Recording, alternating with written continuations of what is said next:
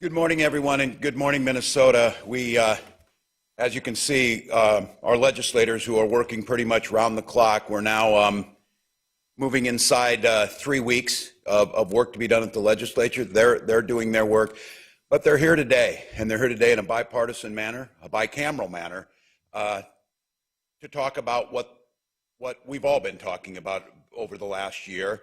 And since that day on May 25th, as George Floyd laid at 38th in Chicago, this state and this nation has started to come to grips with public safety and the intersection of race and community. And these legislators are the legislators who worked last summer after the death of George Floyd and put together a bill that they sent to my desk to sign to make historic and needed first steps around police reform. That took a lot of work. It showed what was possible. It added on to, as we saw last week, while there was accountability in the courtroom, systemic change is going to take work, and it's going to take a lot of folks letting down their guard a bit and having conversations of working together. And I want to note that that change is being advocated not just by Minnesotans and Americans across the country who watch that trial. It's being advocated by police. It's being advocated by, obviously, elected officials. It's being advocated by social justice advocates. There's an intersection here of a lot of commonality. And so the work that we have and the potential that we have to show the rest of the country where potential change can come, where we can bring folks together to make sure that if a young man like Daunte Wright is stopped, that he doesn't die for that traffic violation, and we figure out ways. We've done incredible jobs here. The legislature and the judicial branch, the successes we've had around specialty courts are stunning. And anyone who ever believed in redemption and restorative justice only need watch someone who struggled with chemical addiction or a veteran returning back from conflict to see that there are better ways than arresting and imprisoning people. There are more effective ways that can get the outcomes we want, and that's what this group is working on, and that's what we're advocating for. So the piece of legislation that's coming out of the House, they're going to talk about the pieces that are in there. And of course, Lieutenant Governor, myself, and our administration, Department of Public Safety, are hugely supportive of these. Some of them just strike such a sense of common sense that let's figure out a way to not get into the situation that Daunte Wright was in if we can figure it out for minor traffic violations or misdemeanors. Let's figure out a better way to move folks into that restorative track and that way to give the support that's necessary rather than to the confrontation that can lead to the incredibly heartbreaking outcome that we saw. They're going to talk about the need to change some of those traffic stops. They're going to talk about there's no need for no-knock warrants, to have horrific mistakes that can happen with that and the terror that comes out of that. Not to say that people aren't going to be held accountable, but there's less intrusive, less ways that we can, less damaging ways that we can do that. And for that, I'm grateful. I would like to note that these legislators, again, have been instrumental. They're working on multiple fronts around budgeting, but they're reflecting their community. Many of our representatives who are here represent the people of color and indigenous caucus. These are folks with lived experiences that know the trauma that's in their community. But I am going to note, too, is if you'd notice on this, and some of the reporters who are here a lot, Representative Miller has joined us, and I want to make note of this. At a moment when we're going to have to find our better angels, and we're going to need leaders to step up and step out of a place that's comfortable around everything being so politicized, Representative Miller is here to help further this discussion.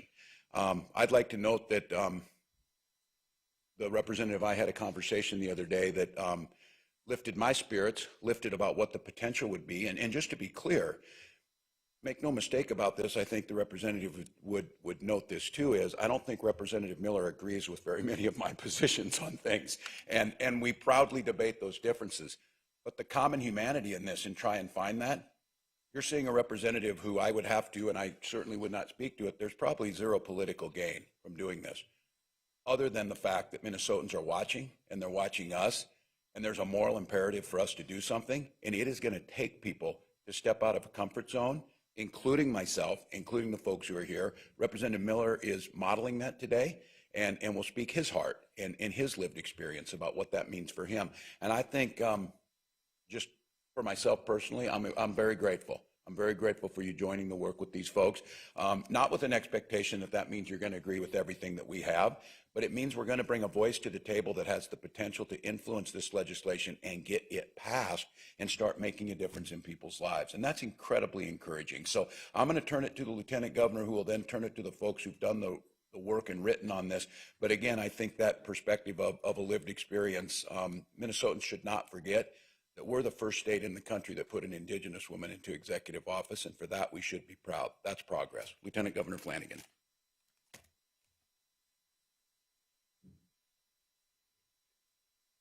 Thank you, Governor, and thank you everyone for being here this morning. I started off my day having a conversation with Delshia Perry. She called me this morning and we talked together as moms. And she asked me today to ensure that I spoke her son's name.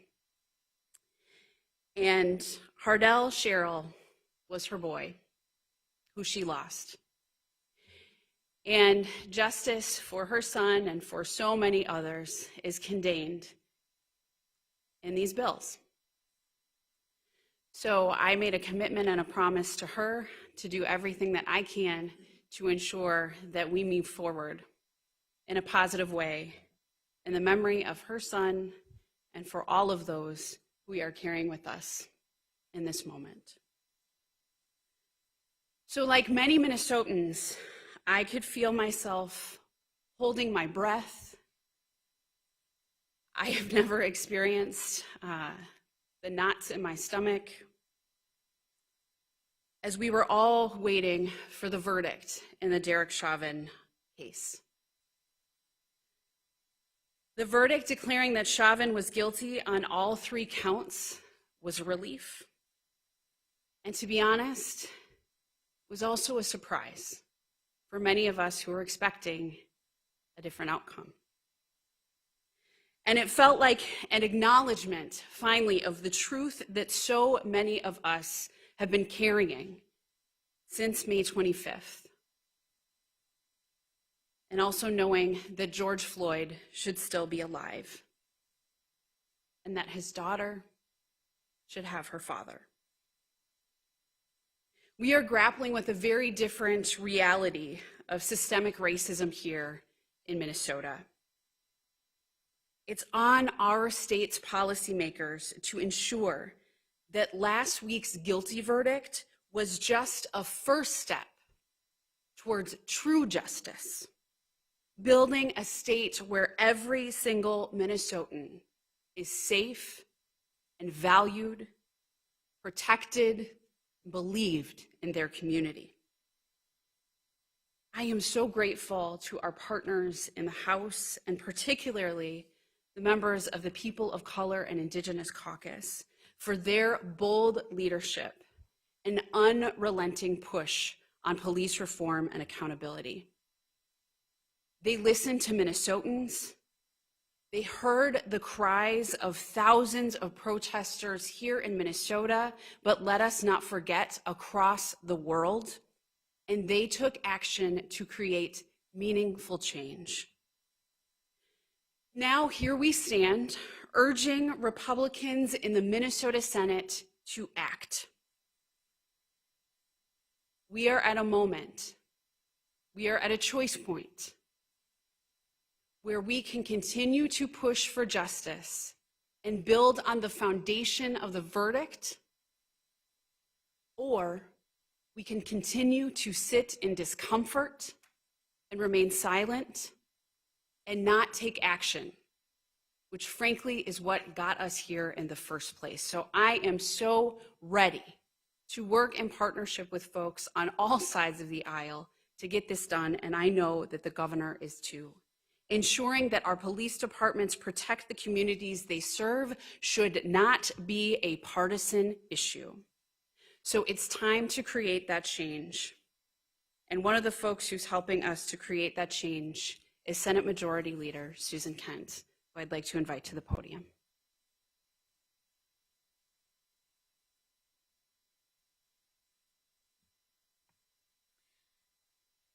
Thank you, Lieutenant Governor, for your words. Good morning, all. Thank you for being here. The killing of George Floyd and Daunte Wright highlighted deep-rooted issues in our policing system that people of color have known about for years.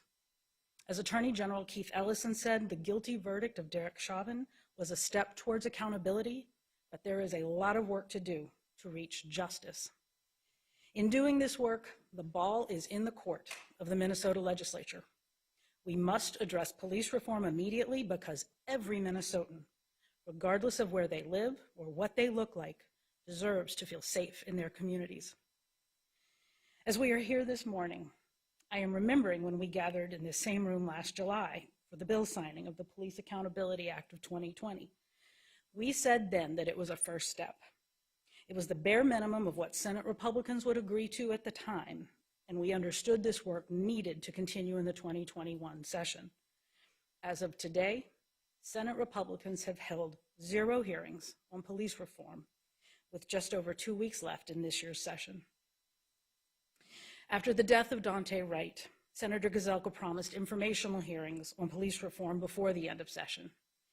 Last week, he went back on that promise, saying we'll use the conference committee process. While the conference committee path may help us pass police reform legislation, it limits the chance for public, stakeholders, and members, particularly senators of color, to be a part of that discussion. And finally, while Senator Gazelka has committed to letting the committee process play out, he won't commit to actually passing the reforms we desperately need. Right now, we have a window of time, while the world is watching, to be the leaders that our communities of color need us to be. We have over 2 weeks to pass meaningful public safety reform. We've seen how fast the Senate can act when they choose to. Just this week, we passed almost $8 million very quickly to fund public safety after the Chauvin trial. We need to act with the same urgency to pass police reform. There's incredible support and momentum for police reform right now, including from Minnesota businesses who know that it is good for business when residents and visitors feel safe in our communities. We've received letters of support on police reform from the Minnesota Business Partnership and the Minnesota Business Coalition for Racial Equity, which includes representatives from 30 large Minnesota businesses, including 3M in my own district, Best Buy, General Mills, Medtronic, and Target, just to name a few. They understand how important it is that we continue making needed reforms and the urgency of doing so. And the House just passed transformational police reform legislation last week, and I applaud them for their bold and swift action, recognizing the urgency of what's at stake. I also want to note that police reform is only part of the equation in creating truly equal opportunities and justice for people of color in Minnesota. We must address the systemic inequities that have existed in Minnesota for generations by enacting a state budget that reflects our shared values and brings us closer towards equity for all. Again, the world is watching. This is a time when Minnesota can lead and model for other states how to come together to make policy changes that will literally save people's lives.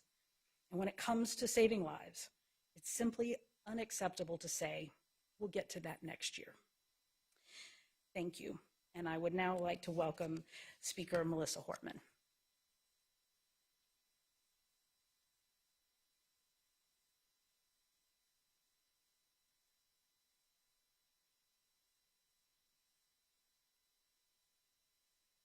Good morning. As we enter the final weeks of the legislative session, it is absolutely essential that significant police reform and accountability legislation is passed by the House and the Senate and sent to Governor Walz's desk for his signature. The Minnesota House of Representatives passed significant reform last week in our public safety and judiciary budget. It included accountability measures and criminal justice reforms. Our bill contains provisions to prevent unnecessary traffic stops, provide civilian oversight councils and an early intervention system, restrict the use of no-knock warrants, strengthen body camera policies, and prohibit law enforcement from affiliating with white supremacist groups, among other reforms. I'm grateful to Chair Carlos Mariani, Vice Chair Cedric Frazier, Chair of the Judiciary Committee, Jamie Becker-Finn, and Vice Chair Kelly Moeller, and all of the members of the DFL caucus who worked on reform legislation. I'm also incredibly grateful and indebted to Commissioner John Harrington, Attorney General Keith Ellison, and Rena Moran, who, with others, worked for more than a year on an effort to put together a handbook of policies that we could adopt that would reduce deadly force encounters between police and communities of color. When Philando Castile lost his life in 2016, it was a catalyst for change for many DFL elected officials, appointed officials, and members of our community. Philando Castile's mother, Valerie, dedicated her life to police reform and accountability, and his best friend, John Thompson, did as well. They have been acting since Philando's death to urge us to adopt provisions that would change Minnesota's reality here.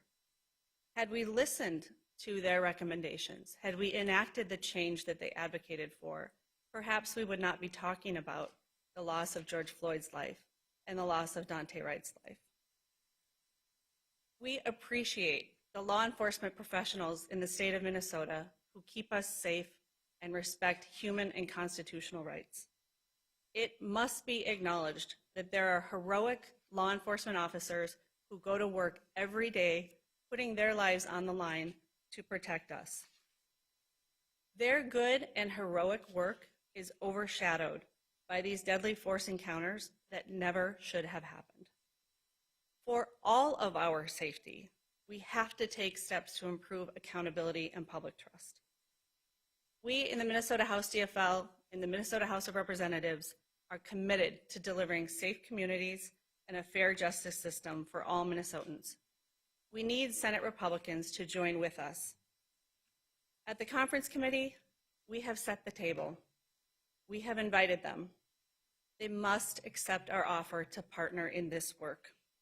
Democrats and Republicans worked with community and law enforcement last summer to take some steps forward, and we all acknowledged that was chapter 1, and chapter 2 was yet to be written. The Post Board took some incredibly good steps last week, but that's just the beginning as well. Minnesotans are calling for action now, and the Minnesota House of Representatives stands with them. We hear them, and we are determined to enact meaningful police reform and accountability provisions this year. Now it's my pleasure to introduce our chair of our Public Safety and Criminal Justice Reform Committee, Carlos Mariani.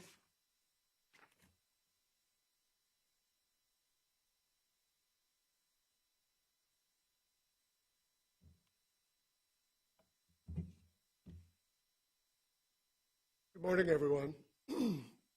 My name is Carlos Mariani Rosa, State Representative from St. Paul, and I've had the privilege for the past 3 years of chairing the Minnesota House Committee on Public Safety and Criminal Justice Reform.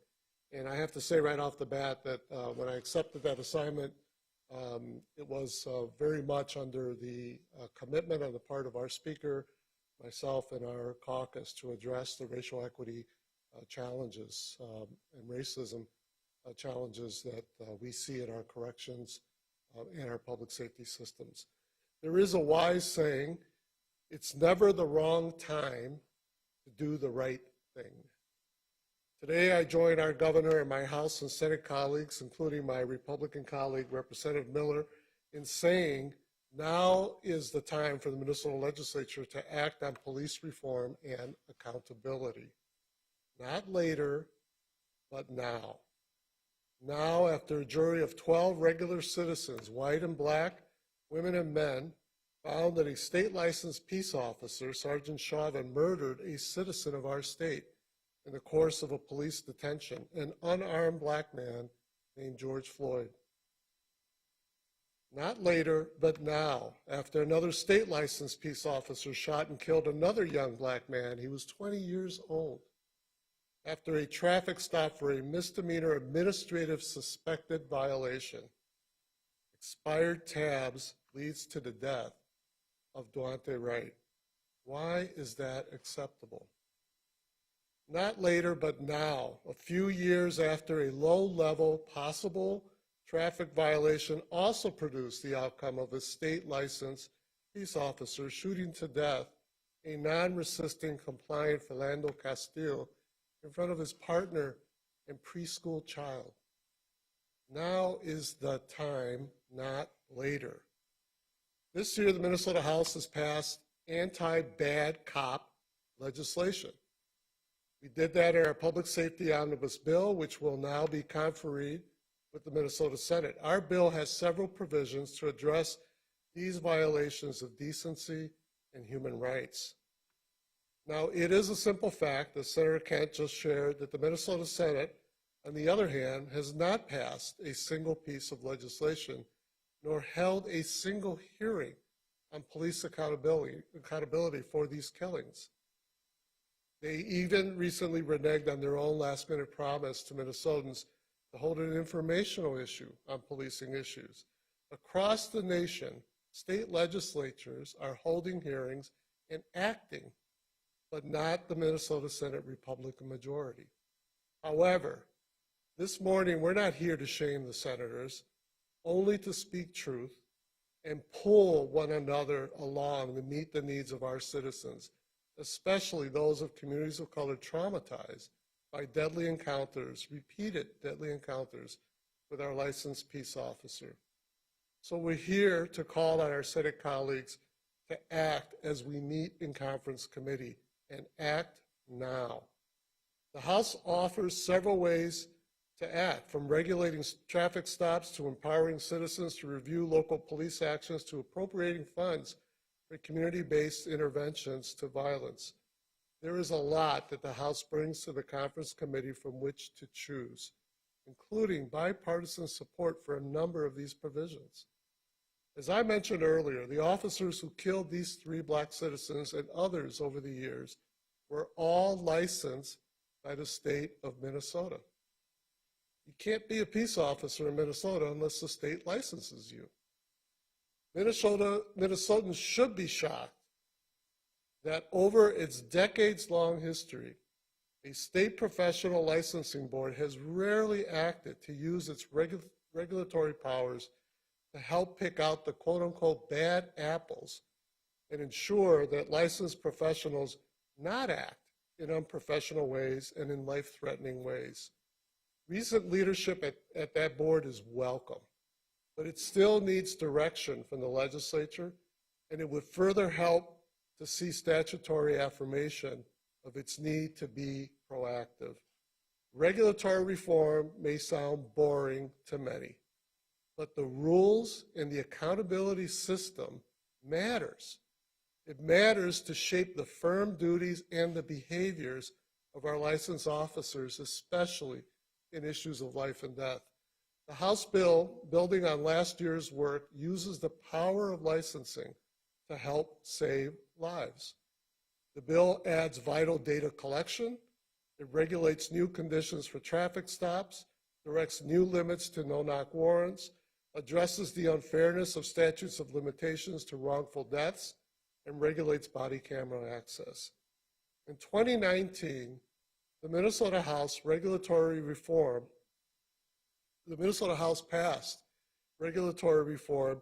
to have our licensing board develop an early warning system, the kind that could have intervened in the trajectory of Sergeant Chauvin before he killed George Floyd.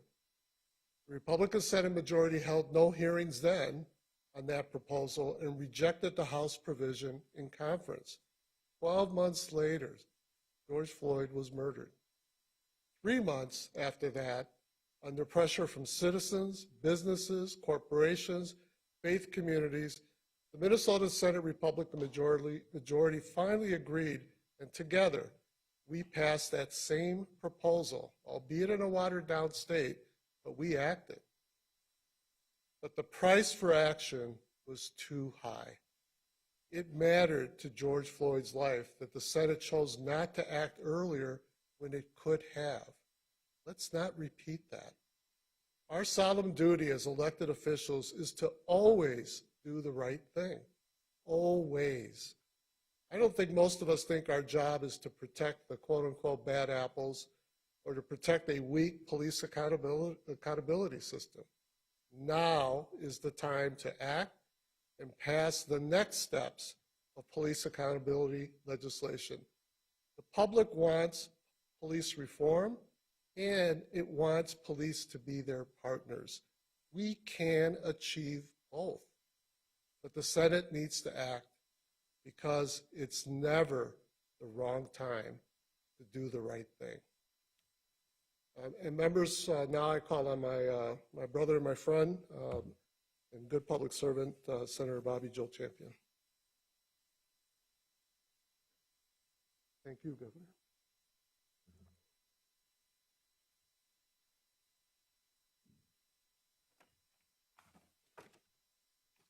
Good morning. You know, it's always, first of all, I want to say thank you to Governor Walz and the Lieutenant Governor, and I want to say thank you to all of my other colleagues that are here. And I appreciate the opportunity to join you and my colleagues from the Senate and House this morning to address the important issue of police reform. It is really interesting whenever we come to a place like this and talk to Minnesotans about an issue that is so important. And sometimes when we are doing our daily work over in the legislature, we lose sight sometimes of what our real responsibility is. And interestingly enough,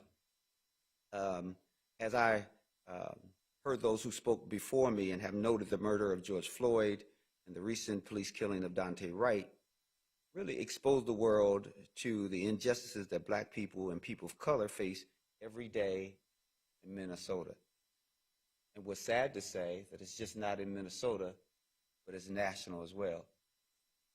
And sometimes we have this misconception that individuals who find themselves in the crosshairs of law enforcement have done something wrong. In fact, that's not always the truth.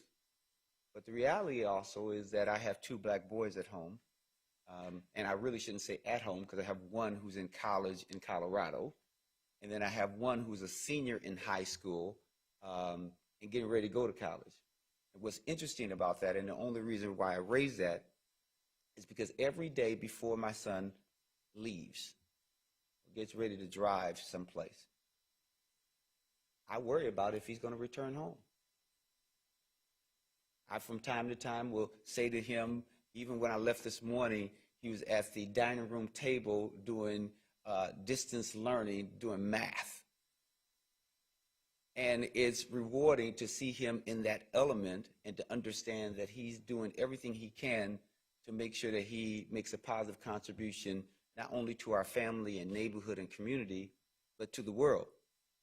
But there's a real threat that if we don't do something, the lives of Miles is his name, or the lives of Jalen is my other son's name, who is in Colorado, will never ever get a chance to live out their full potential. That's the importance of now. And not only just in my family, and I, Bobby Joe Champion, who represents Senate District 59, which includes North Minneapolis, the North Loop, Bryn Mawr, downtown, and Elliott Park, but the people of Minnesota are demanding police reform, and that is our responsibility to hear them and take action. It is long past due for our government to make meaningful investments in our communities and to take action to reform the police and hold law enforcement officers or officials accountable for their actions. This is not a gathering for us to say that all police are bad. That's not what we're saying. We're saying those who don't do the right thing should be held accountable. That's what this is all about. And so far this session, the Senate majority has not held a single hearing on police reform. Not one. Meanwhile, the House, and I give Speaker Portman and Chair Mariani and all the other folks in the House credit that they've worked day and night to pass meaningful reforms to make sure that all of us can feel safe in our communities, no matter what we look like, how old we are, or where we live. I was listening to one of my colleagues earlier today, and they were talking about how their license is expired and other different things, and how they have not been stopped by the police, or don't always get stopped by the police. And I chuckled to myself because I said, I wish that were me. Because I get stopped all the time, no matter if I have a suit on, a shirt and tie on, or not. But the colleague of mine is just a wonderful person, and I got a smile out of just hearing that story. And that's why police accountability is important. And so following the passage of the Police Accountability Act during the special session in 2020, and remember I said that the Senate has not had one hearing, Paul Gazelka gave us his word that the Senate would take additional steps to consider and adopt police reform measures. Just 2 weeks ago, Paul Gazelka, or Senator Gazelka again, gave us his word that the Senate would hold hearings on police reform and accountability. Unfortunately, Senator Gazelka has not made good on his promises. My father, who is no longer with us, always would say to me and my brothers and others is that your word is your bond, and your word must mean something. And I want you to know that I believe a person should stay close to their word. Fortunately, though, some Republicans are willing to put partisan politics aside to work with Democrats to do what's right. There's always time to do what's right. And I heard others say, now. We must do it now. That reminds me of the urgency of now. There is an urgency, and I believe that we all must work together in order to heed the call and grasp the moment. And when I say the moment, I mean this moment to do something, because we know that it will always be evolving and ongoing. With my comments of saying I'm thankful that there is a person who's willing to work across the aisle because they see the importance of us being one Minnesota and working together, I'd like to offer my thanks to Representative Tim Miller, who has taken the opportunity to join us here today. We all agree that it takes courage. It takes courage to cross the aisle in today's political climate, and Representative Miller's actions today are admirable. The work of addressing systemic inequities within our communities and improving our systems of law enforcement requires all of us to work together hand in hand. And we cannot do it alone. It requires people of all races, genders, ethnicities, socioeconomic backgrounds, and political persuasions to work together to find lasting solutions. We cannot do it alone, as I said, and we will not do it alone. The whole world is watching. As Minnesotans, we have a tremendous opportunity to take real action and serve as an example for the rest of the country in terms of how to craft policy to protect Black and brown lives. So I ask Senate Republicans, are you willing to cross the aisle to protect the lives of your fellow Minnesotans? And I'm proud to say that we have one such who's with us today, and it should not go unnoticed the amount of courage that it takes in order to do so. So please join me in welcoming Representative Tim Miller.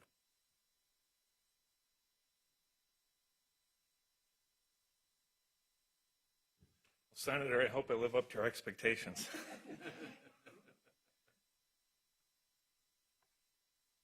First, I'd like to really thank Governor Walz, not only for inviting me to this, but our conversation that we had the other day. Your very kind words, your insightful words that you said in the beginning of this tells me that you listened to things that I had to say. And I hope you hear from me that that's the important message that needs to come out of today, that we listen. I'm thankful for this opportunity to speak to all of you and to my honored colleagues and everyone that represents all of this great state of Minnesota. And I'm honored to be a member of the Judiciary Public Safety Conference Committee. Perhaps the greatest responsibility for government is to provide safety, security, and justice for its people. But that needs to be in God's righteousness and not just by the hands of a powerful few. We answer to Him. People of Minnesota have lost faith in us as leaders to do what is right for everyone. Mothers and children in poorer communities don't trust the very people assigned to give them protection. The officers, the very people assigned to this great task, are beleaguered by attacks on their character and questioned on their oath by our leaders. People from my district in rural Minnesota don't feel safe to come to the very gem of our state, the Twin Cities. Urban residents don't trust the intentions of people like me. It is incumbent on us as leaders to make this right. It is our responsibility to restore the people's trust. We do not restore trust, and we do not provide justice and safety to our citizens through politics. We do this by listening to each other, humbling ourselves, and doing what is right for others, even at the risk of exposing our own interests. We have been elected by the people of Minnesota to serve their interests and not our own. Madam Speaker, when you mentioned Philando Castile and Valerie Castile, a bit off script, but that reminded me, 2 years ago, she was in the audience when we passed some legislation off the House floor, and she made a comment. Maybe it was in committee. Sorry that I forget the exact context, but she made a comment. I don't understand how a Christian person cannot listen to what's going on and do something about it. And my first reaction was, well, I'm a Christian man, and that's offensive that you said that to me, because you have no idea what it is that I'm doing. But God checked my spirit and said, you need to listen to what she's saying, not what you think you're saying. And that had a real big impact on me, and I think has adjusted my perspective in a lot of things that we're doing here at the Capitol. So my role in this committee will be to bring balance in our conversations and to remind everyone in attendance to unite and work together for the common good for the people of this great state of Minnesota. I'm confident under the leadership of Chairs Mariani and Limmer, we can achieve this goal. May God heal our land. Right now, I'd like to introduce a good man, a person that I'm just getting to know, and we plan to get to know each other more coming out of this, Representative Cedric Frazier.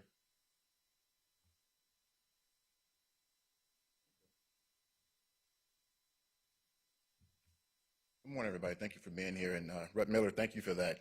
You know, just this past week, we passed the public safety omnibus bill, and it took us through midnight to do that. And Representative Miller gave comments before we took that vote. And his comments really touched me. He told a story, and he referenced his wife and his child. And after that, Representative Miller and I, we don't share any committees, and in this COVID time, we don't get the chance to build the relationships that we need to build. I took the moment, I stepped across the aisle and went over to talk to Rep. Miller, and we stepped outside and we talked for about 10 to 15 minutes. In that conversation, we got to talk about things that we had commonalities around. We need to have more of those conversations. So again, Rep. Miller, thank you for being here, and I'm looking forward to getting to know you better as we move through these conference committee negotiations, so thank you. I'm Cedric Frazier, Representative District 45A, which covers the cities of New Hope, Crystal, and the eastern part of Plymouth. First, I'll say, I think most people can agree that before we had a guilty verdict, we had a guilty system. And it is time that the GOP Senate act on this reality. As we enter negotiations, I recognize that this is a moment where all Minnesotans of conscience fear that Black Lives Mattering will become a political or partisan issue. It doesn't need to be this way. I don't want it to be this way. The activists who marched in the streets will tell you they aren't Democrats or Republicans. They are just concerned about human rights. GOP members from the House who voted out the provisions in this bill will tell you this issue doesn't have to be partisan. Police from Post and DPS who support provisions in this bill will tell you this bill doesn't have to be anti-police. It's going to be up to the Senate how they choose to value Black lives. Will they continue ignoring, dismissing, discounting our claims, our struggles, our protests, or will they find common ground? Because we already have in these bills. We have found common ground with the GOP on bills that ask police not to stop folks based on expired tabs and air fresheners. We have found common ground on bills that ask courts not to issue arrest warrants for every petty infraction. We have found common ground with law enforcement on collecting data on bad officers so we can remove these bad apples, and that also give tools to local families' ability to be compensated for wrongful death. These are common sense reforms based on a notion that the state has a role to play in regulating police through its licensure by changing how we enforce laws. It's a regular but radical notion that our state license should mean something, like it does for our teachers. In short, if the Senate thinks Black Lives Matter, like they say, this negotiation shouldn't be hard, which returns me to how I began. I fear that this moment may lead to Black lives becoming a political, partisan issue.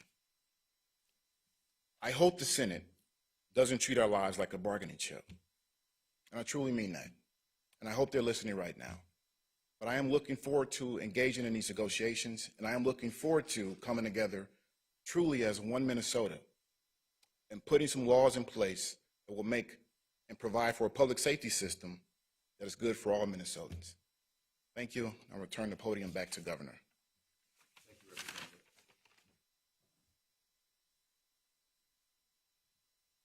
Well, thank you all.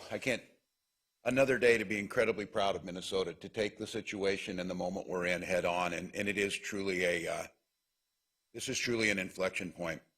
I was thinking, listening to these reps, especially Senator Champion, talking about Miles and Jalen. I remember once, and I believe it was a Dalai Lama quote, said, "Imagine how different the world would be if you saw every child the way you see your own." And that perspective of listening to him talk as a father's pride in those children, I'm thinking of my son Gus, who is not diligent in math, but who I love with all my heart. And I think and ask Minnesotans, it's what all of these folks are asking you, it's what Representative Miller is asking us to find in our hearts, see that other perspective. I think about this, that unimaginable love I have for my son Gus. I can't imagine the daily traumas, call them what micro traumas, call them what you will, they're traumas of imagining. I don't worry about him being killed in a traffic stop. I worry about him doing something stupid. Yes, that may be those things all parents worry about, but not something that just because of how he looks and how that is viewed when they walk up to that car, it's unimaginable. And it should break all of our hearts, because as parents, that's our most precious thing. So we have a moment here. Representative Frazier is right. We need to keep this from politicizing Black, brown, and indigenous bodies. We need to try and find a way to bring us together and listen to where folks are at, and hearing the speaker talk about the work that law enforcement needs to do every day, and that those are the very people asking us to help make their jobs easier, help make their jobs work. And again, that work that John Harrington and Keith Ellison, Rena Moran did, and I would add thousands of Minnesotans who gathered at those meetings, who did it together. They gave us a roadmap. They gave us a best practice. They're simply codifying it, and then we can put it into practice and again make that step. So thank you all. This is our moment, and we look forward to doing the work that's laid in front of us. With that, thank you for your patience to the press. These words needed to be said, and I'm grateful they were said. Governor, last week you said you would burn all of your political capital on this issue. I'm wondering what has changed in your tactics to get Republicans on your side, and more broadly, if the effort is to not politicize police reforms to protect Black people, how can you effectively do that when you're putting Republicans on blast for not taking up what you want to see? Well, I would challenge that I put them on blast. I don't think you heard that today. I would hope not. I hope it's not the same construct that people are there. It was listening, and it was calling Tim Miller and having him speak to me, and with an understanding, I think he has a pretty strong expectation. He would like to see me reciprocate that and try and meet in some places where we can. So I think, again, trying not to, but I have to call it where it is. The facts are the facts. It's not belief. We were promised hearings and they didn't happen. That is not politicizing. That is a factual part of a story. That belongs in the news, not the opinion page. With that being said, we're trying to find this common ground. I think you heard it. The business community, Senator Kent's right about this. I'm getting bombarded by the business community to do something. And I just want to say, one of the things the governor has is the ability to call the question, use the platform. The platform was to turn it over to this group and to try and work together. So I think that I'm keeping what I said, that if this is burning political capital, yes, we're spending time on this, but you don't save political capital for your own end. You bank political capital to expend it on the change that you want to see. And this is the change we want to see. And you've got folks out here burning a lot of political capital because it needs to be done. So I will just keep trying to work with them. I don't see where the justification is not allowing the democracy to work. It's clear that people are demanding that we hold these hearings. And when you hold a hearing, have people in who disagree with you. It's not a hearing when you bring in your witnesses, you bring in your testifiers, you bring in your way of doing things. You have to bring in the opinion on the other side. And some of you heard me say this. The thing that I loved most about being in Congress was when we were in committee with witnesses in front of us that we could question, and you actually learned. And coming out of there, and some of you could attest to this, you come out of there and say, well, I got to say, I was wrong about that. I got to change my position. It happens. Governor, are there meaningful conversations happening with the police groups to bring them along rather than them seeing this as something that might be imposed on them unwillingly? Yeah, there are, and we're reaching out and talking to them. I called all of the major police organizations last week before the Post Board made what I think, and this group here would attest to that, we need model policy around First Amendment gatherings to make sure that journalists and individuals are not swept up in anything that suppresses them, and have that conversation of how we can get folks who are activists out there, because I'll tell you, we're doing after action report on this, and I think the two things that you saw that changed the tone out in Brooklyn Center was when a second fence and a de-escalation separated, and where community leaders were out there on the fence to talk back and forth. And then all of a sudden there was some humanity. So I guess I'll leave it at that. Governor, or I should say this is maybe a question actually for the lawmakers. I know that the white supremacist ban language is in there, and so too is the model policy that you just mentioned, Governor. The Post Board just approved that. I'm wondering if that's enough, or does it need to be codified in state law? Thank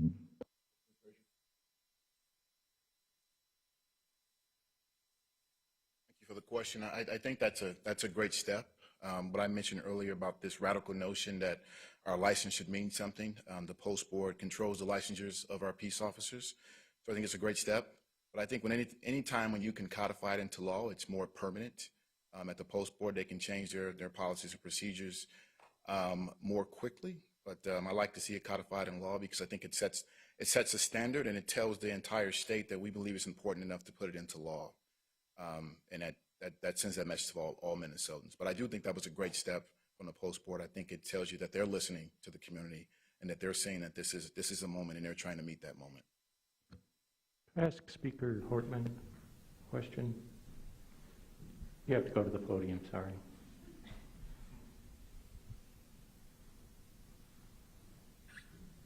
Can you walk us through what might happen now over the next 2.5 weeks? The volume of conversations with the Majority Leader of the Senate, how these issues might be managed, and how they might interplay with the other things that y'all have to do before the end of session. Sure. Well, I'll tell you, I think that Senator Gazelka and I share a perspective that we want all of this work to happen in the conference committees. We want Senator Limmer and Chair Mariani and the members of that conference committee to figure out where the middle is and to bring a great bill back to the House and Senate. We share a perspective. We don't want to intimately understand every single area of state budget and state law. We want the phenomenal representatives and senators who are experts in those areas to do that work. So what I expect will happen in the next week is that there will be a lot of conversations between members from the Senate and the House to try to find common ground. Where there are impasses that develop, then I foresee Senator Limmer contacting Gazelka and saying I can't get anywhere, or Chair Mariani contacting me and saying I can't get anywhere, and only at that point do we get inserted into that process we really need for the leaders of the 3 law enforcement organizations and the leaders in the community groups to be fully engaged with Chair Mariani, Chair Limmer, and all the members of the conference committee. That is where the work should happen. And there should be a mixture of private conversations and public hearings where these conversations happen in front of the public. So that's what I would expect. And then, basically the one piece of work that the 3 of us have to do is we have to give targets to each of the committees to tell them how much money to spend. And so we'll be wrestling with that over the next week. I think in order for the session to end on time, it would be optimal if we had numbers for each of the budget areas by Friday, May 7th. So that means that Senator Gazelka, Governor Walz, and I will be working pretty much around the clock. Senator Gazelka and I already have plans to meet at least briefly Saturday and Sunday to check in, and hopefully we're going to start exchanging offers. The governor and I will be spending some time later today to talk about the DFL perspective. Bello. And just to follow up and ask, then you don't seem as concerned about the cancellation of the separate hearings on the police bills if you say you agree with Gazelka that the conference committees may be the best place to do that. Well, I think that we had in the 19-week session during weeks 1 through 17 an opportunity to give a forum to Minnesotans in both the House and the Senate. And I think it would have been advantageous both for Minnesotans and the senators to hear from them. But I think the Senate can certainly benefit from all of the work that we did in the House, listening to Minnesotans and developing these policies. And I'm certain that Chair Mariani could oversee some public meetings of the conference committee to bring members of the public in and help explain to the senators who aren't as familiar what's in our bill and why it's there. I have a question about the post board action last week. The post board enacted a policy, or it's looking into, it's exploring enacting a policy on white supremacist officers. And on the other matter, I've forgotten what the other one was, forgive me. But the question is about the rulemaking. They're talking about making this a rulemaking process, which is a very long process. It's going to take all the steps that are involved in rulemaking, and ultimately has to be signed off by an administrative hearing office. Is that the kind of process that you want to go through, or would it be shorter and just would things get done more quickly if this was done legislatively? And is that the real object here? Well, I think I agree with Representative Frazier. I worry about anything I do leaves with me if it's that way. And the post board, by the terms extend, and you saw we had 7 new members of the post board, I think anything you can codify is good. But I think that process, there will be a sense of urgency around it. We're not talking about rushing it through, but there's an expectation that it will be done. We're really working hard, and this one I own what Department of Public Safety, State Patrol, DNR, National Guard. I want to have the nation's model policy on conduct around First Amendment gatherings. And so there is some work to be done on that. The white supremacist piece, I mean, it's a pretty low bar, it seems to me. We should be able to figure that out pretty quickly. If you belong to a white supremacist group openly, you can't be a police officer. I don't know where the pushback on that will come from, but we will see. I've been surprised before. But no, I think that process will be done right. It needs to happen. I think you heard these representatives did make it very clear that the risk is the longer it takes, we add another name to that fraternity of mothers who no one wants to be in. And I think you heard the speaker say, had we listened to what we found out after Philando Castillo, we certainly can't prove the negative, but I think evidence points to that. There was a much better chance we wouldn't have had George Floyd's death or Daunte Wright. So I think, again, anything that they can codify, and I would extend that to many things. I would like to see that around, again, moving into other topics, eviction moratorium they're working on,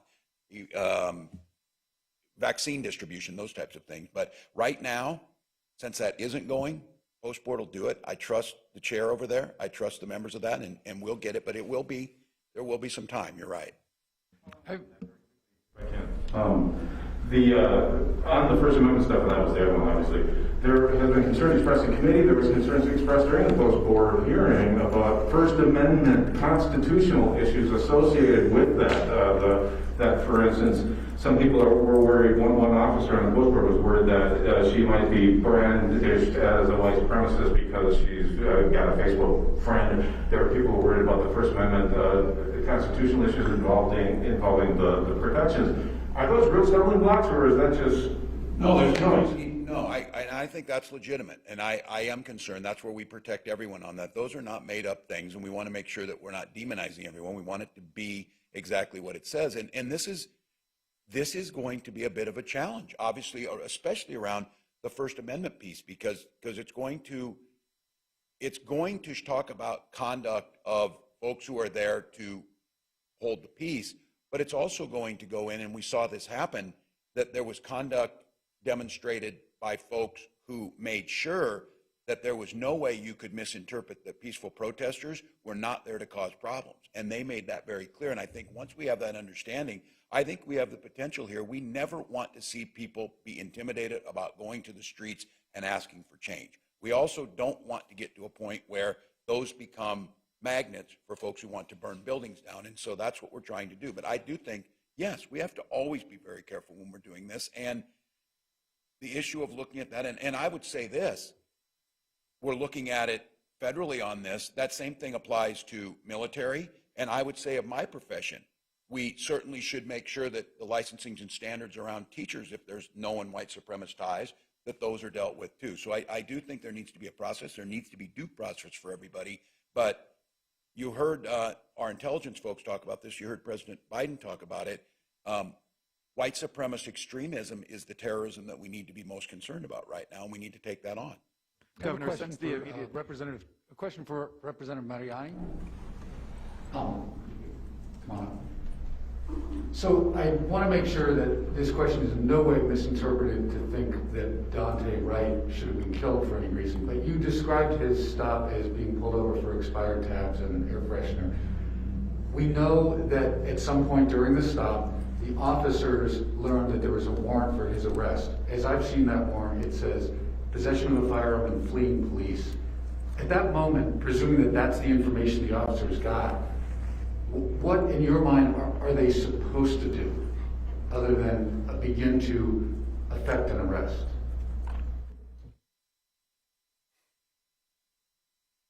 You know, officers, in my opinion, are supposed to engage with the citizenry in utmost adherence to respecting human rights and the dignity of other people.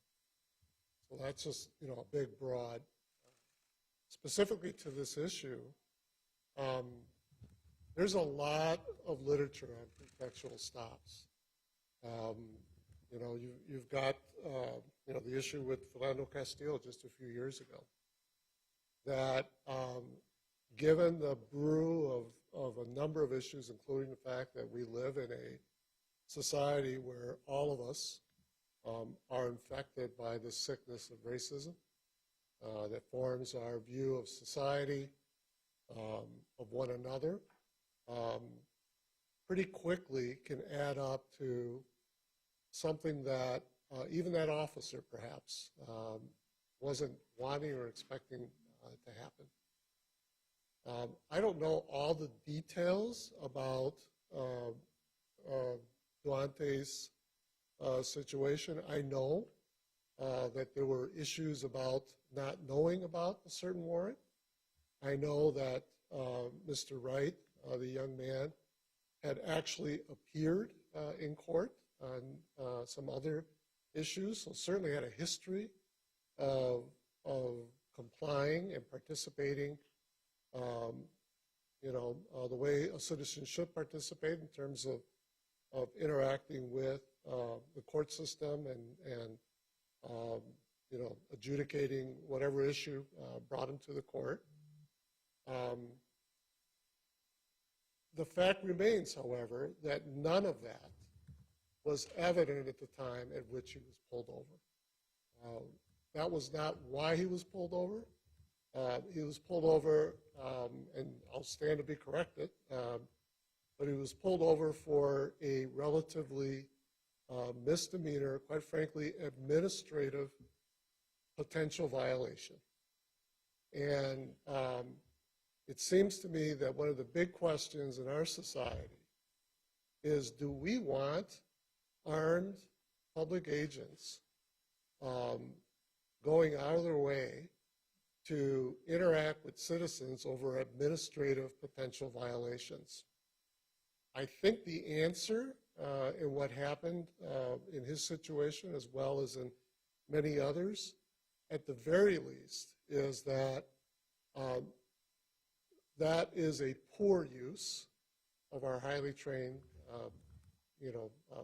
peace officers, and at the very most, that is an invitation in our reality for tragic outcomes. And the fact that it happens repeatedly, not once or twice, but over and over and over again, I think answers the question for us as a people. And the only thing we've got to decide now is, based on that fact, those facts, what is our will for change, and what is our vision of what that could be? There are tons of creative ways in which an expired tab situation could be dealt with, far short of having armed peace officers pulling individuals over as they did in this case. But it's a great question. I think it's the kind of conversation that we need to be fully having. I think that whether you're the Minnesota House or the Minnesota Senate, you ought to be having this conversation. And if you're not having the conversation, then quite frankly, I question whether or not we're serving the people of Minnesota the way they expect us to serve them. I have a question. Oh, sorry.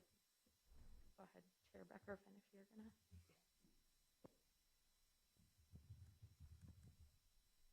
Jamie Becker-Finn, State Representative and Chair of the Judiciary Committee. I do want to clear this up because the warrant was for a failure to appear.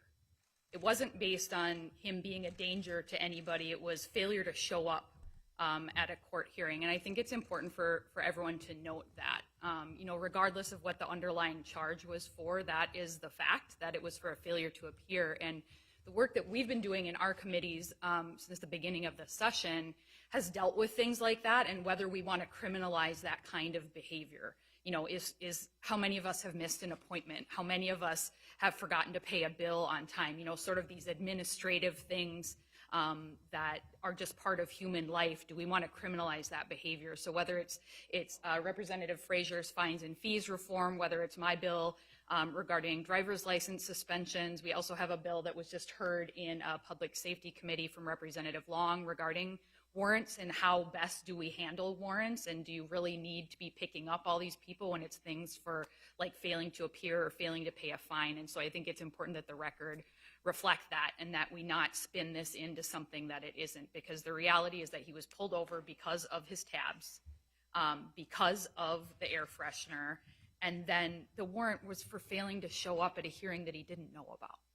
And so I just think it's really important that we make note of that as we have this conversation, because there are things we could do, and we have the bills, we have the language right now that would have prevented all of that from happening. Sure. I just want to clarify, I don't know what the officers knew, but I know that the warrant that I've seen said possession of a firearm, failing to appear, fleeing police. So it did relate to more than just failing to appear. Right, and I'm also a prosecutor, have worked as a prosecutor in Hennepin County, so that was the underlying court hearing was regarding that, but an officer would know full well that the reason the warrant was issued was the failure to appear, and that was just a reference to the underlying charge.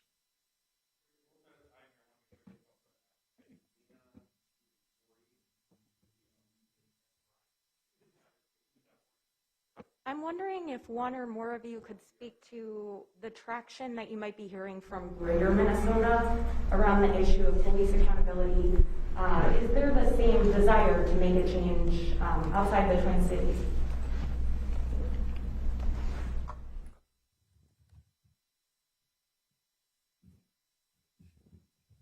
State Representative Tim Miller, District 17, and I am Greater Minnesota. Can you repeat the question? I saw the governor going up, and so I honestly waited to hear his answer, didn't listen to the rest of Sure. the question. Just curious to hear what you're hearing from your constituents. Is there support for accountability reform here or any sort of change? I'm going to answer this directly, but it's delicate because it's difficult in a press conference to say it accurately. I think, so it's going to sound like I'm trying to hedge around it, but I need to give it proper context. I think the people of Minnesota, especially in greater Minnesota, honestly do believe in words like accountability, honestly do believe in that good people do good things and bad people do bad things. And where I think that they have difficulty is there's a distinction. It should be very apparent to everyone. The people in greater Minnesota trust law enforcement in a way that's not trusted in other parts. So you have to remember that that's the context of it. What I would like to add is I agree with what's being said fundamentally, that we need to address change. But the challenge that I have with what I've heard so far is us as legislators, there are certain things that we can and can't talk about because we know they're going to be on the table or not on the table. And when it comes to phrases like police reform, I have a very good friend who's a police chief in greater Minnesota. I won't say where, but it's a pretty significant size town and police force. And when things were going on last summer, I asked him, I said, Dave, what do we do? What do we need to do? And the first thing out of his mouth was a very touchy subject in this room, and it's mandatory binding arbitration. And he used it as an example with Derek Chauvin and said, here's a guy who has a long record of not being a good cop, and yet somehow he was still around. He was probably moved around. I don't know the context of how it worked. But an amazing thing he said, I also know that Officer Chauvin, now convicted of murder, of second-degree murder, also did real estate on the side. And he said, I just can't help but think that if we could have used a proper process or a better process to remove him from the police force, that he'd be selling realty right now. He wouldn't be facing many years in jail, and we would not have a dead black man. I think that's important to understand. So my challenge to everyone here is if we're going to talk about the best ways to do this, let's put it all on the table. We might not arrive at the same decisions. We may not pass legislation that makes everyone happy. But if we're going to talk about the tough issues, we need to talk about all of the tough issues.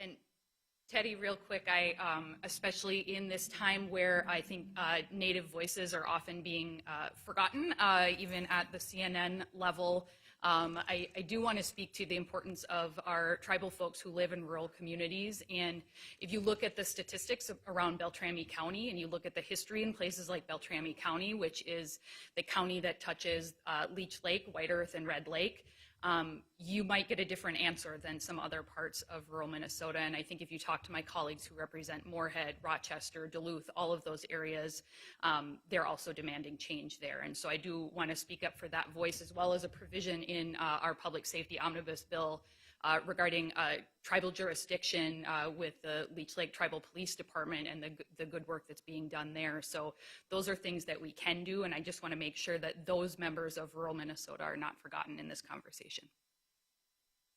So just wanted to ask, could be the governor or the speaker, just to clarify, since the immediate aftermath of Dante Wright's death, when Governor Walz and Speaker Hortman and Majority Leader each spoke on policing policy, has there been any more meaningful conversations on this topic between the three leaders, or has this essentially been a conversation that's been put on hold since then?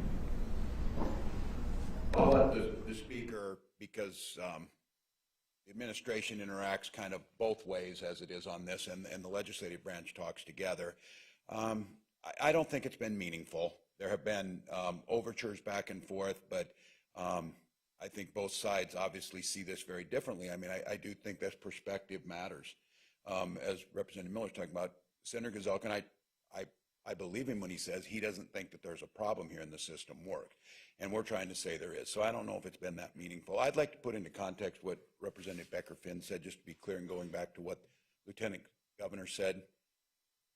Delshia Perry's son died in Beltrami County Jail.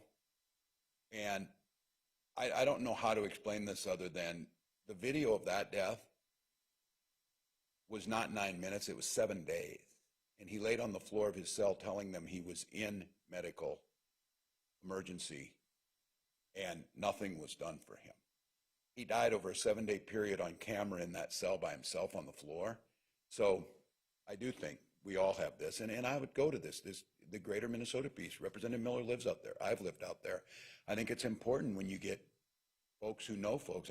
For me, growing up, my best friend was the sheriff, and he borrowed his dad's car to take us to go somewhere, some way. So the interaction with police for a white kid in rural America looked very different. And I do think that perspective really matters. But as far as the conversation, Speaker, I don't know, I will let you say on that. You maybe have had some. I would not call them meaningful at this point for where we're at.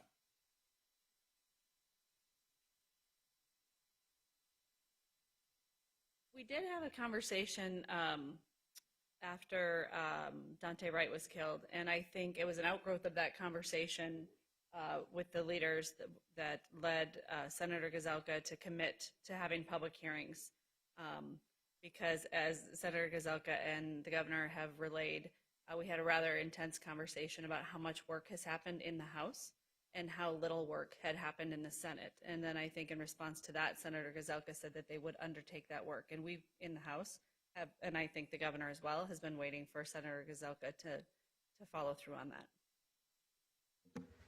Governor, Speaker Hortman talked about what to expect from the legislature in the next 2 weeks. When you talk about burning and using your political capital, what does that actually look like and mean? I mean, are you willing to say, for example, that you won't sign a budget that doesn't include this? Are there other levers you're looking to pull? Because the clock is ticking. Yeah, there's other levers. I don't think it's ever good to go in, and I've said this many, many times and been criticized for it. You've heard me say it. I don't draw the red lines before we even start because I think it makes it hard. And I've asked the legislator and I've asked Senator Gazelka to try to not do that. So I do think that we can multitask, but I think what you're hearing from folks here, and if you can connect it together here, Representative Frazier was very clear. Don't use us and our trauma to negotiate a deal on road construction per se. And that's what's coming out. It doesn't mean that it has to be that either or, because I'll tell you what Minnesota doesn't want. They don't want to see the nonsense of not doing anything and digging in. But it's very clear, overwhelmingly with the public, they'd like to see us do something on this, and not doing anything. It does make it hard, because I'm sure Senator Gazelka will, I'm not a mind reader here, but they always start every conversation on the budget around taxes. So I'm sure he's going to want to have a conversation on the fifth tier tax. I'm going to make it clear that we can have that conversation, but we're also going to have this conversation, and the two need to happen together. So at this point in time, I think it's too early, but the public's not willing to do this. I am fearful that there's a run out the clock mentality here. I think that's what this group would say. There's a fear of that, and that we will just go away. And I don't think any Minnesotan should for 1 minute think that we've got trials coming up this summer. We've got sentencing coming up in June, and God help us if we have another situation. Statistically, we probably will if we don't make these changes. So my point right now is I'm willing to listen. We're willing to talk. I'm not going to draw the red line in the sand, but I'm very clearly standing in front of this group as they're telling me, don't be trying to negotiate something and give away things that aren't really a negotiating piece. That we enter the room where some things should be universal truths. We can find some common ground. To follow up on that, from the lawmakers who are here, some of you have put out statements saying no budget without a deal on police accountability. Senator Kent, I think members of your caucus have put out this statement. I don't think your entire caucus, but some of your caucus. Representative Frazier, you've said the same.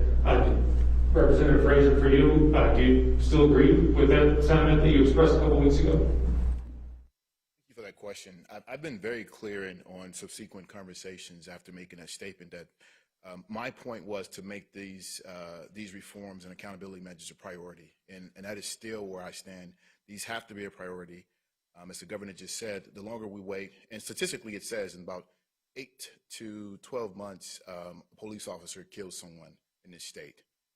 That bore out with Dante Wright, and I want to see that stop happening. I believe we have bills in this measure that can prevent those things from happening, and I stand very clear, very firm that I want to see those bills move forward as a priority.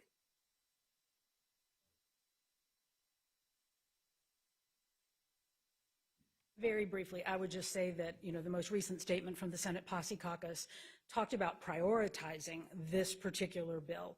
We have, 13, 14 omnibus bills that are out there. They're all going to be handled in individual conference committees. But what they're asking for is that this one needs to be a priority. And I think we can all agree on that.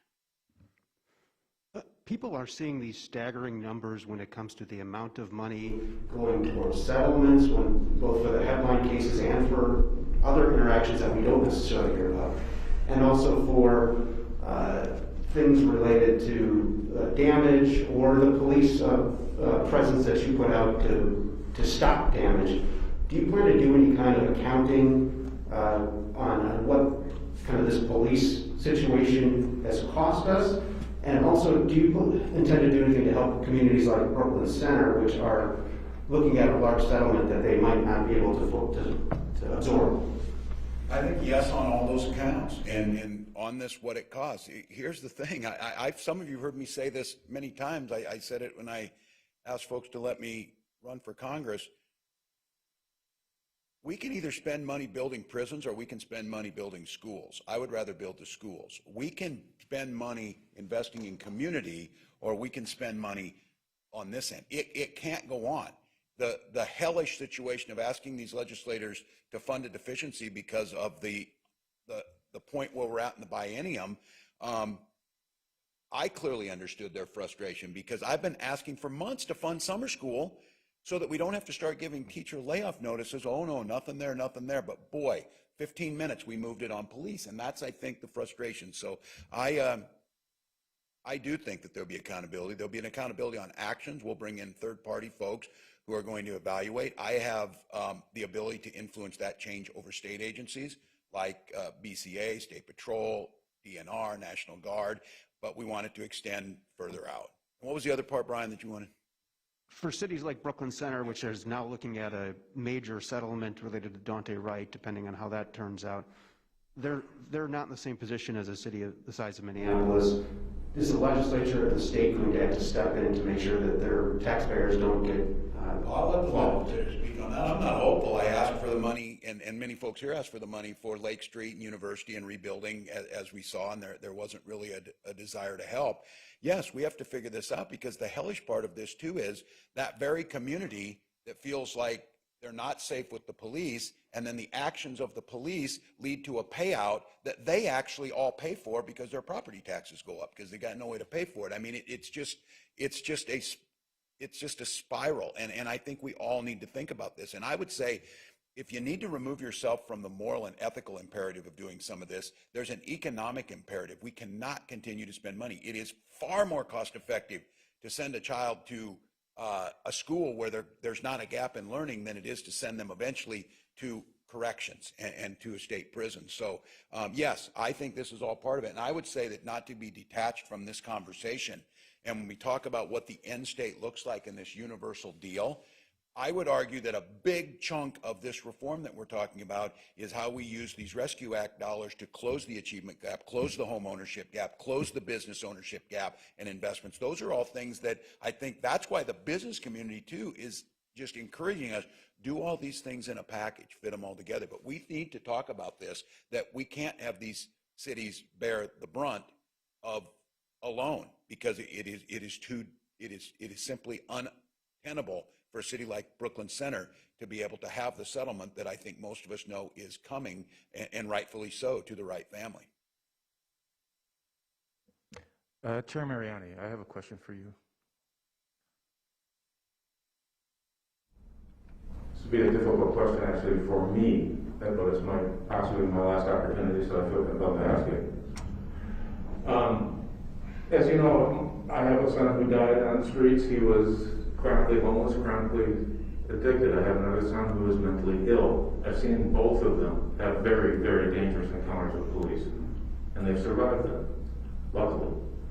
I'm wondering if the protections and the human dignity that you're talking about in your legislation would extend to protect those populations as well, or if you get to a point where the BIPOC community gets some of these protections, is that the next phase in police accountability reform? Thank you for that question and observation. You and I have spoken about your sons, and my continued wishes for you, for healing and peace with that, Kevin. The work is simultaneous work. I don't think it's, we set it up for one group as opposed to the other. I think one of the understandings that we have in our caucus as people of color, indigenous legislators, is that we clearly know that the reality of our society is that our very communities are often marginalized, pushed aside, and wind up at the end of the line in terms of the benefits of our society. But the response for that isn't for our communities to rush to the head of the line. The response for that is to create a policy frame where you don't have people at the end of the line. And what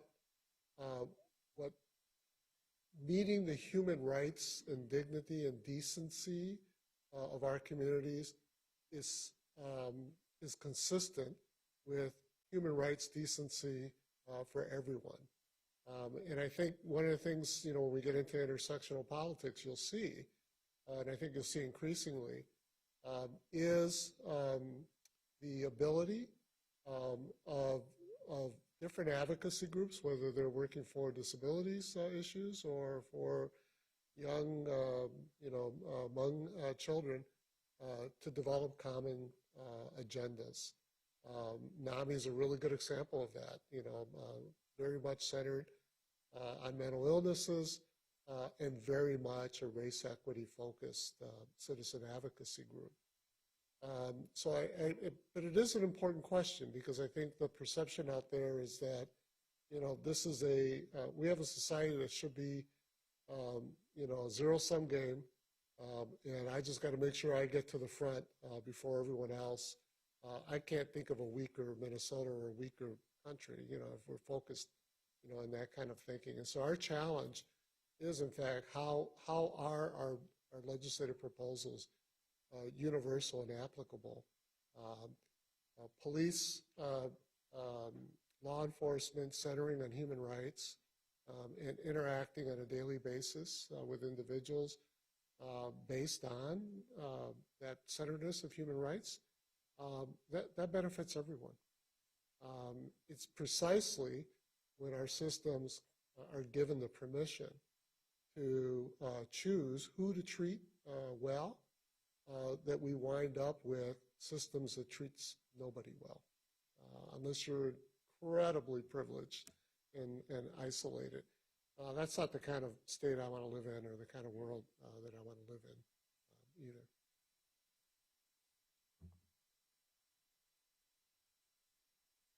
I would just note, Representative Frazier so keenly noted that every time in this country where civil rights legislation is moved, everybody's benefited from it, not just the targeted population, which is, I think, really important.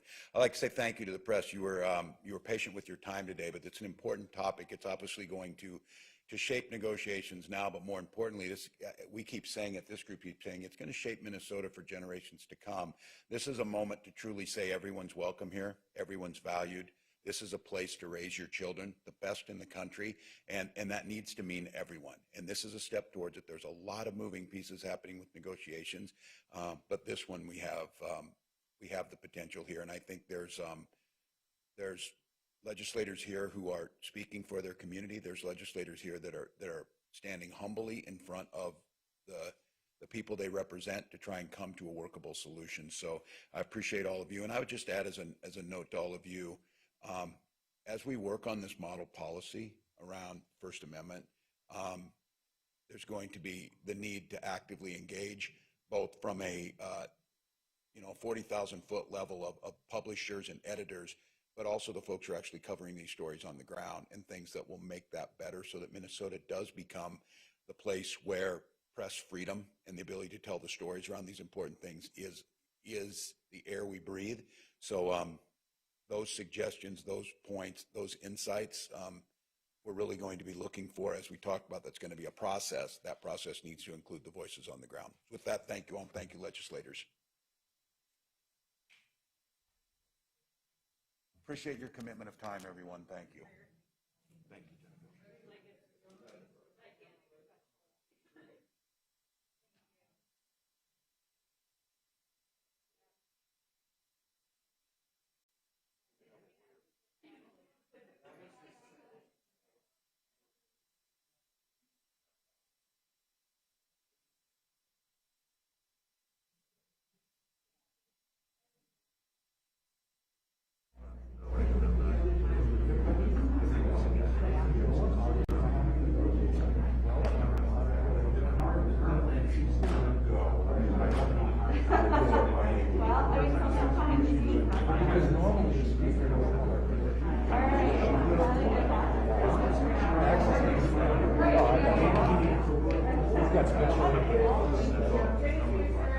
Hey, we're not, we're on in an hour.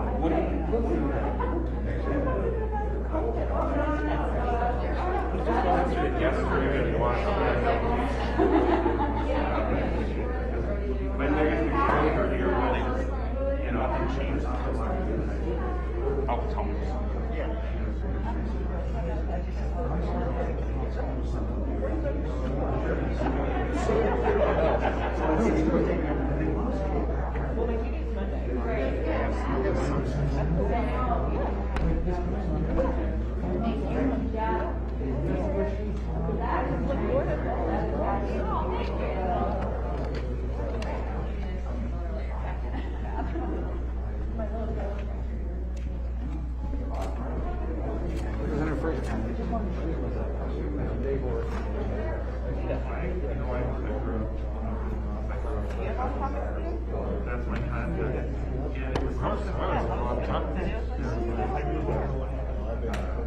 So nothing hurts the week. Yeah, it was like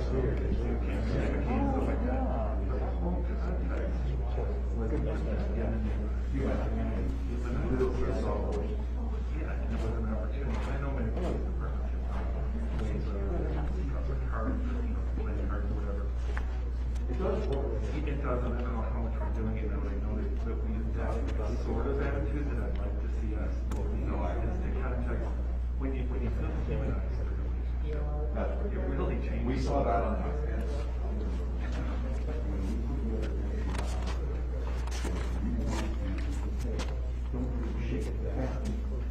say you want to change, be on your own lot and expect them to listen to you, but create this, that, the rules, based on that change. Put that meeting out there, and that's your vision to be called. Governor, you're just going to thanks, everybody. Thank you, Governor, I appreciate it. Thanks for sharing. You're getting in Stephen's. Thank you. I hope it all works. Okay, so I hope so too.